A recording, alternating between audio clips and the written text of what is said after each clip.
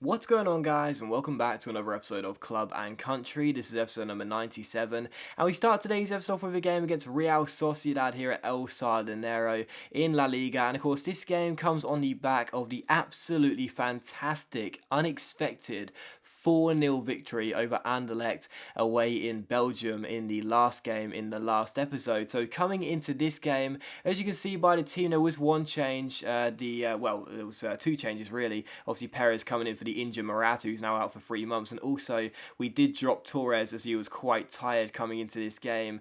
But for the most part, a pretty strong team coming into it, despite the fitness problems. As you can see, 25 minutes in, Aguza is already down to like 40% stamina. But I still fancied our chances in this game. Obviously, buoyed by that fantastic result away in Belgium in midweek. And we did get the first goal of the game as well. And who would score it? Ayoza Perez. Yes, he came off the bench to be our hero in that game on Wednesday night, scoring a hat-trick and scoring 3 of those 4 goals to send us through to the knockout stages of the Champions League. And he gets his first goal here of the game as well, and his third goal in La Liga overall. So now Morata's injured for 3 months. You know, he was our big signing in the summer transfer window. Now he's out for 3 months. Perez is going to come in and see what he can do up top for us. And, well, that's now 4 goals in 2 games. Absolutely fantastic. But in the 33rd minute, Real Sociedad did come forward here, trying to get themselves an equalising goal, but the shot went into the side netting. And on the stroke of half-time, another great chance for us to score here, as the corner by Aguza isn't really dealt with. And as Pedro Obiang wins this header, it's flicked backwards towards Paco Candela. Candela finds Keiko. Keiko finds Aguza. Aguza into Perez. And Perez again puts the ball into the back of the net. He clips the ball in off that far post, and it does go into the back of the net. It's Racing Santander 2, Sociedad 0. 5 goals in 2 games. Well, not even that, 1.5 games now. Absolutely fantastic. A second assist for Ranieri Aguza as well in this game. He was playing pretty well as well. And also a side note, I've seen so many people say about Aguza being in this team not deserving of a place. He's so good at playing killer balls inside, so I don't really want to drop Aguza. But even so, it's 2-0 to Racing Santander. Both goals coming through who else but Ayoza Perez. And in the 55th minute here, 10 minutes after the restart, well, Sociedad, to be honest, they didn't seem to want this game.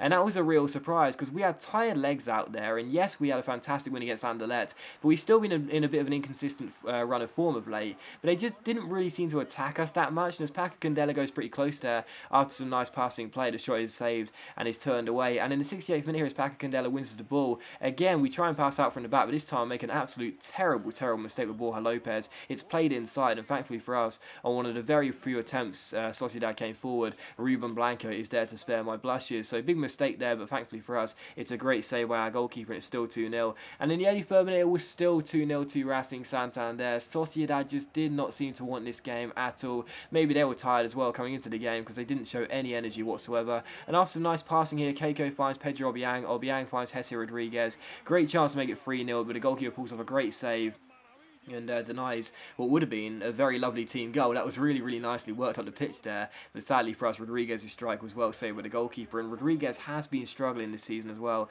which is a bit of a shame considering how great he was last year. But even so, it's still 2-0, and in the 89th minute it could have been 3-0. Tunkara off the bench heads this cross over the bar, and in the 90th minute a great chance again to make it 3-0, but again the header is cleared off the line. We keep the pressure alive, then Grimaldo's strike ends up hitting the post, and Sociedad clear. So 2-0, as you can see, was the final score, but it could have been 3, 4, 5, 6-0 to be honest. We had a hell of a lot of attempts. Sociedad had 1, 2, I think they might have actually had 3 attempts in total, but only 1 which was worth including. And you know, we should have won the game by more goals to be honest, and it was really down to my poor finishing that we didn't. But even so, a 2-0 victory, coming on the back of a 4-0 victory against Anderlecht in midweek. That's 6 goals scored in 2 games, and for a team who previously couldn't score for toffee, a team who were in a really inconsistent run of form, those are 2 really solid results, you know, to go through to the Champions League knockout stages with that win against Anderlecht away from home by 4-0, to beat a pretty decent Sociedad side by 2-0 and do it so convincingly.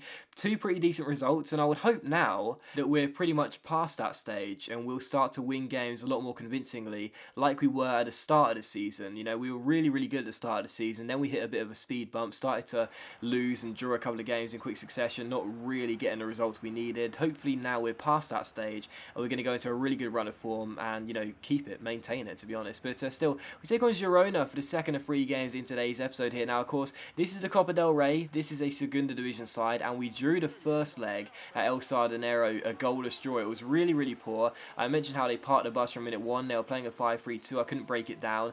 What happens? 8 minutes into the second leg, we get ourselves the goal. Porto scores it. Christian Porto makes it 1-0. And, this is just a sign that things are starting to come together a little bit better now. Against Girona, a Segunda Division side at home, we couldn't do anything against them. And I should say I couldn't do anything against them. I was really, really poor.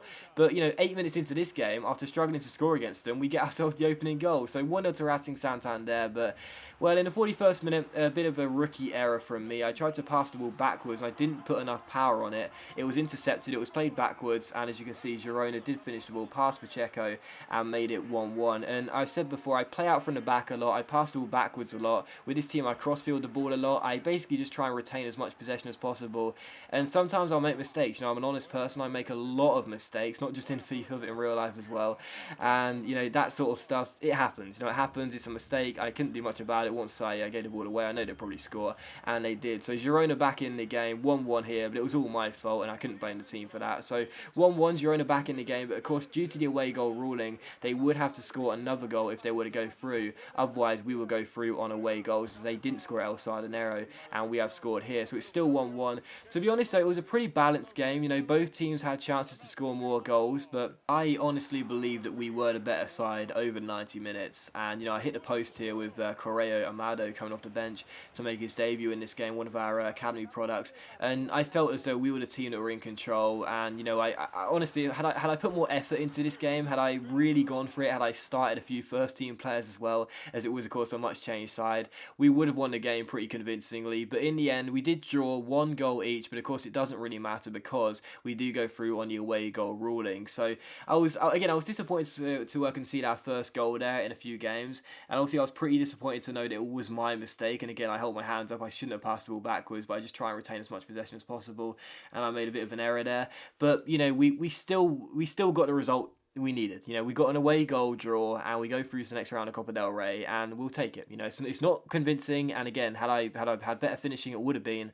But as I'm trying to do right now, I'm trying to look at the positives as opposed to the negatives. We got the result we needed, and on another day we would have won the game, not just drawn it. Had my defending been better, we certainly would have done. And we'll take the positives. We're through to the next round, and that's the most important thing. Still, we're taking Atletico Madrid for the third and final game of today's episode here as we travel to the Vicente Calderon. And as you can see, Atletico Madrid side obviously very good indeed, but in the game they don't actually challenge for the title as much as I would have predicted them to. They seem to be a side that are content with finishing in the top 4 and doing everything they can to challenge for it, but other than that, not really having the most ambitious of aims. But still, we knew it was going to be a difficult game regardless. They are, of course, a very good side, one of the best sides in Spain. And the first chance did fall to Atletico Madrid, that shot going just wide of the post, and in the 30th minute here again, as we pass out here, some nice possession, Aguza plays a great ball through towards Paco Candela, down his left-hand side, takes on Garcia, beats him with a step over, cuts inside, and scores as well. Really nice finish by Paco Candela. Another assist for Ranieri Aguza as well. Again, this is why I keep the guy on the team. He does play some really good through balls and does retain possession really nicely for us. And Paco Candela does make it 1-0. Always nice when the academy products link up. But I will say this, I was surprised when the ball went in because I thought the goalkeeper should have at least got a glove to it. It seemed like it was pretty straight at him. But as you'll see on the replay, the shot does actually take a slight nick off the Atletico Madrid defender. Whether it's enough to deceive the goalkeeper so much that he can't dive and get anywhere near the ball, I'm not too sure.